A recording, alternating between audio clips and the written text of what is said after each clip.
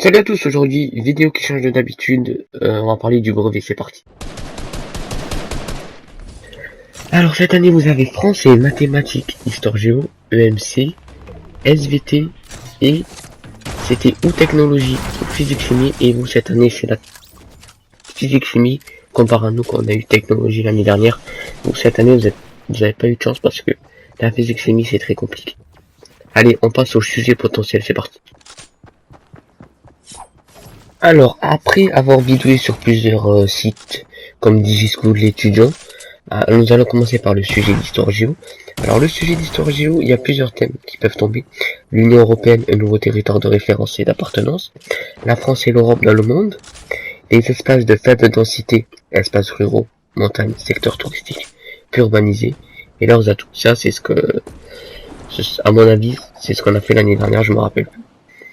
Après, nous allons passer aux sujets qui ont qui peut probable mais qui ont le moins de chances de tomber. Alors, les aménager pour répondre aux inégalités croissantes entre territoires français à toutes les échelles.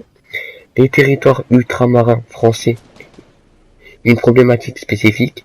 Les espaces productifs et leurs évolutions. Puis les sujets qui ont encore moins de chances de tomber que je crois qu'ils sont passés l'année dernière, ce sont les aires urbaines, une nouvelle géographie d'une France modélisée.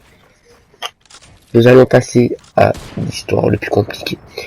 Alors les sujets qui ont le plus de chances de tomber sont les démocraties fragilisées et expériences totalitaires dans l'Europe.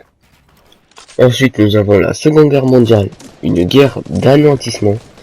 Ensuite un monde bipolaire au temps de la guerre froide, affirmation et mise en œuvre du projet européen, enjeux et conflits dans le monde après 1989, femmes et hommes dans la société des années 1950 aux années 1980. Puis des sujets qui ont encore moins de chances de tomber, c'est la troisième partie, qui ont vraiment moins de chances de tomber, sont la 5e République de la République gaulienne à l'alternance et à la cohabitation, la France défaite et occupée, régime de Vichy, ça c'est ce qui est tombé l'année dernière, collaboration et résistance, indépendance et construction de nouveaux États, civils et militaires dans la Première Guerre mondiale. Alors franchement, vous cette année vous êtes mal tombé parce que les sujets, ça a l'air super compliqué, franchement, je souhaite bonne chance. Ensuite, on passe aux mathématiques avec plusieurs sujets possibles. Alors là, c'est encore moins confus que les autres. Comparé aux autres sujets, là, franchement, on ne sait pas du tout ce qui va tomber.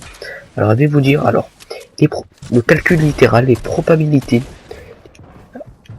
Et après, on a les fonctions, les pourcentages, les transformations, l'algorithme et programmation, puis les sujets avec un pourcentage moins élevé sont les fractions, équations, inéquations, triangles, trigonométrie, asphère, arithmétique, trigonométrie, je crois que c'est tombé l'année dernière.